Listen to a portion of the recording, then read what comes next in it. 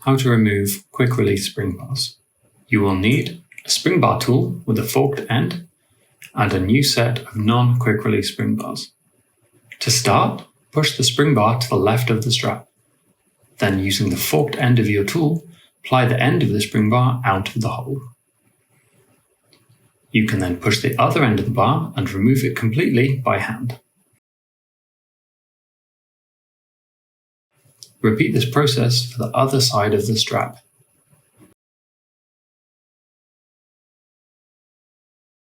Insert your new non-quick release spring bars into place and you're ready to attach to your watch.